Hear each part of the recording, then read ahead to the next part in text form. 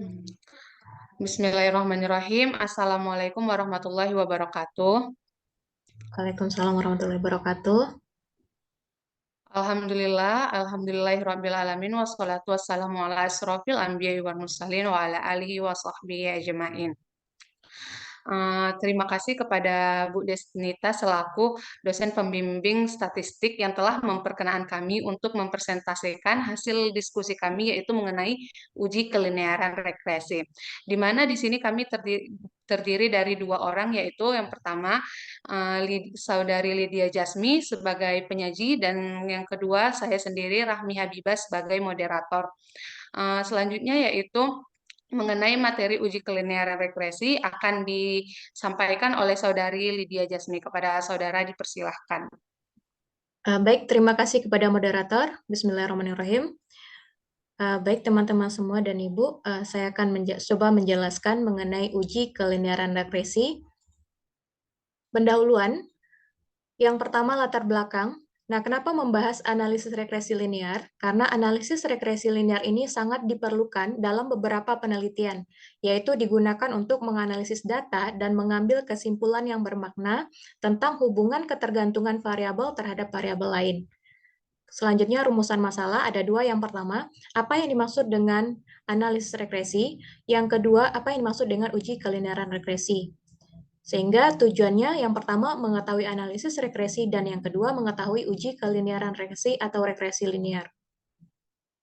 Kajian teori. Yang pertama pengertian, analisis regresi adalah studi tentang masalah hubungan beberapa variabel yang ditampilkan dalam persamaan matematika. Nah, kemudian tujuan dari analisis regresi ini yaitu untuk melihat hubungan sebab akibat yang terjadi antara variabel yang satu dengan yang lainnya. Manfaat dari analisis regresi ini ada dua. Yang pertama, dapat mengukur seberapa besar suatu variabel mempengaruhi variabel lain. Yang kedua, dapat digunakan untuk melakukan prediksi nilai suatu variabel berdasarkan variabel lain. Selanjutnya, kelebihan dari analisis regresi ini ada tiga. Yang pertama, mudah digunakan. Kemudian, yang kedua dapat menentukan kekuatan prediktor atau variabel bebas atau independen. Yang ketiga, dapat memprediksi tren di masa yang akan datang. Kemudian kelemahan dari analisis regresi ini ada dua. Yang pertama, hasil ramalan dari analisis regresi merupakan nilai estimasi atau perkiraan.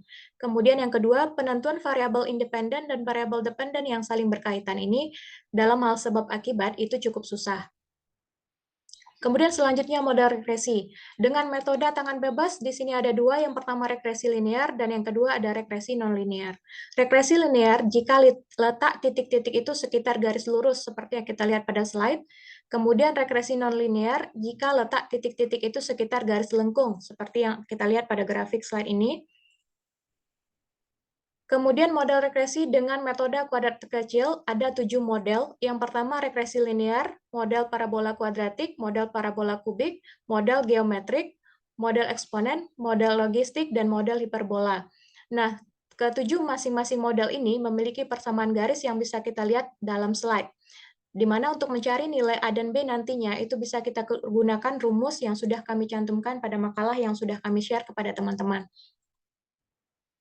Nah, sehingga untuk model regresi linearnya persamaannya Y sama dengan A ditambah BX. Sedangkan untuk model regresi nonlinear ada 6 model, yaitu yang pertama regresi pangkat 2, regresi parabola kubik, regresi eksponen, regresi geometrik, regresi logistik, dan regresi hiperbola. Nah, seperti yang kita lihat bersama dalam slide ini, masing-masing model itu memiliki persamaan garisnya dengan mencari nilai A dan B-nya nanti menggunakan rumus yang sudah kami cantumkan pada makalah. Nah, sekarang kita lihat persamaan garis regresi linearnya. Y sama dengan A ditambah BX, di mana Y di sini itu adalah variabel tak bebas, dan X-nya itu adalah variabel bebas. Selanjutnya, kriteria data regresi linear. Nah, jadi ada dua syarat yang harus dipenuhi data dalam menggunakan analisis regresi linear. Yang pertama, data, di mana data itu harus terdiri dari dua jenis variabel, yaitu dependen dan independen. Yang kedua, asumsi, di mana setiap data diasumsikan variabel dependen terdistribusi secara normal. Selanjutnya, pembahasan. Nah, di sini kami membuat contoh perhitungan uji regresi linear. dengan menggunakan 40 data dari sebanyak 40 sampel penelitian untuk diuji apakah terdapat hubungan yang signifikan antar variabel. Nah, jadi masalahnya di sini, apakah terdapat hubungan yang linear antara nilai pretest siswa terhadap nilai post-test siswa? Nah, hipotesisnya, yang pertama hipotesis 0, terdapat hubungan yang linear antara nilai pretest siswa terhadap nilai post-test siswa. Yang kedua, H1 atau hipotesis alternatifnya, tidak terdapat hubungan yang linear antara nilai pretest siswa terhadap nilai post-test siswa. Nah, seperti yang kita lihat pada slide, ini adalah data contoh datanya sebanyak 40 sampel penelitian. Nah, dengan di sini sudah kita cari nilai sigma X, kemudian sigma Y, sigma X kuadrat, dan sigma XY-nya. Selanjutnya selanjutnya kita cari persamaan garis regresinya dengan menggunakan persamaan yang sudah kita bahas sebelumnya, yaitu Y sama dengan A ditambah BX, di mana nilai A dan B itu kita cari menggunakan rumus ini. Nah, tinggal kita masukkan saja nilai yang sudah ada pada tabel sebelumnya, sehingga didapatkan nilai hasil akhir dari nilai A dan B-nya, A 3,76 dan 0 9,8. Nah, dengan memasukkan nilai A dan B ke persamaan garis ini, maka kita dapatkan persamaan garis regresinya yaitu Y sama dengan 3,76 ditambah 0,98X. Selanjutnya, dengan menggunakan persamaan garis regresi tadi, maka bisa kita buat gambar garis regresinya seperti yang kita lihat bersama pada slide. Nah, kemudian selanjutnya kita akan menghitung jumlah kuadratnya dengan menggunakan persamaan yang tercantum pada slide ini. Nah, tinggal kita masukkan saja komponen yang sudah ada pada tabel tadi. Nah, kemudian nanti didapatkan hasil akhirnya seperti ini. Nah, kemudian jumlah kuadrat galat atau errornya juga dengan menggunakan rumus ini, kita tinggal masukkan saja yang sudah ada pada tabel tadi, maka kita operasikan sehingga didapatkan hasil akhirnya 45,17. Kemudian selanjutnya jumlah kuadrat tuna cocok atau penyimpangan linearitas. Nah, kita gunakan rumus yang ada pada slide ini dengan jumlah kuadrat sisa dan kuadrat galatnya tadi sudah kita dapatkan sebelumnya, tinggal kita masukkan saja nilainya, maka didapatkan hasil akhirnya segini. Nah, kemudian selanjutnya kita hitung derajat kebebasan. Nah, dengan menggunakan rumus yang ada, tinggal kita masukkan saja. Untuk derajat kebebasan koefisien regresinya 1, itu karena jumlah prediktor atau variabel bebasnya 1. Kemudian di sini ada N, di mana N itu adalah banyak data, tadi sebanyak 40 sampel penelitian. Kemudian di sini ada K, di mana K ini adalah jumlah pengelompokan data X. Jadi dalam data X tadi, untuk data yang sama, itu kita kelompokkan menjadi satu kelompok. Nah, sehingga kita dapatkan masing-masing derajat kebebasannya seperti ini. Kemudian selanjutnya kita hitung min kuadrat atau rata jumlah kuadratnya dengan menggunakan rumus ini, di mana tadi sudah kita cari nilai jumlah kuadratnya, kemudian derajat kebebasannya sudah kita dapatkan sebelumnya, tinggal kita masukkan saja nilainya, sehingga kita dapatkan hasil min kuadratnya seperti ini. Nah, kemudian perhitungan harga F regresi dan F tuna cocoknya menggunakan rumus ini, di mana min kuadratnya tadi sudah kita cari sebelumnya, jadi tinggal kita masukkan saja nilainya, sehingga didapatkan hasil akhir segini. Nah, kemudian terakhir kita cari nilai F-tabelnya dengan menggunakan derajat kebebasan atau degree of freedom yang sudah kita dapatkan sebelumnya. Kemudian kita lihat yang tertera pada tabel distribusi F yang kami cantumkan pada makalah dengan nilai probabilitasnya atau level of signifikannya itu 5%. Nah, kita masukkan saja angkanya nanti, kemudian kita dapatkan nilai F-tabel dari masing-masing ini.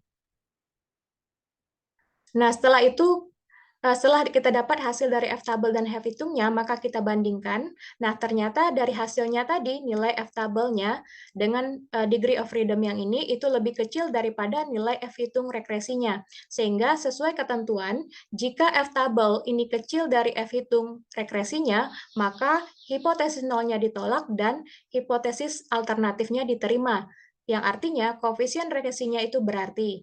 Dan yang kedua, jika F-tabel, nah atau kita bandingkan dulu nilai F-tabel yang sudah kita dapatkan tadi dengan degree of freedom yang segini tadi, dengan nilai F-hitung tuna cocoknya. Ternyata nilai F-tabelnya ini lebih besar daripada nilai F-hitung tuna cocoknya. Nah, sehingga sesuai ketentuan, jika F tabelnya besar dari F hitung, maka hipotesis nolnya diterima dan hipotesis alternatifnya ditolak, yang artinya model regresinya linear. Nah, ini adalah contoh penelitian. Dari beberapa penelitian yang kami cantumkan di makalah, ini adalah salah satu contoh penelitiannya dari Muhammad Minan Kusni, Aan Hasanah 2018, di mana judul penelitiannya Pengaruh Kemampuan Pengelolaan Laboratorium dan Literasi Saintifik terhadap Kesiapan Calon Guru Fisika, di mana metode penelitiannya itu menggunakan analisis regresi. Nah, untuk lebih lengkapnya, teman-teman bisa baca di dalam makalah.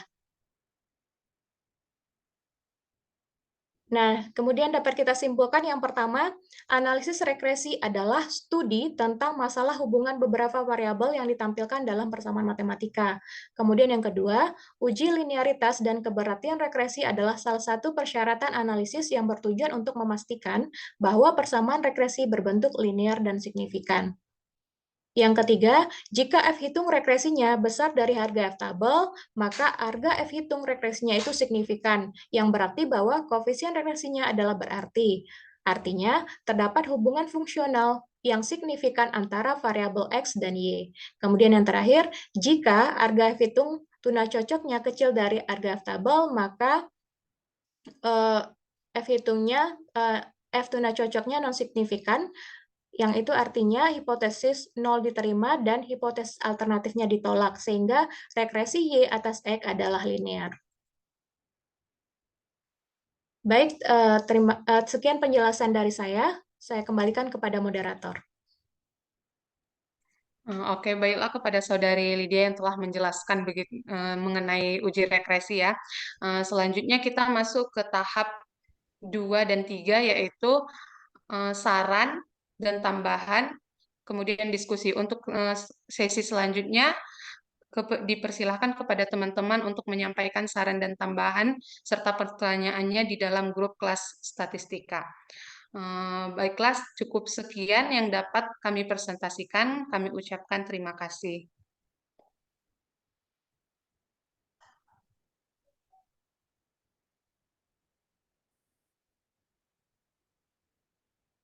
Berapa menit, Kak?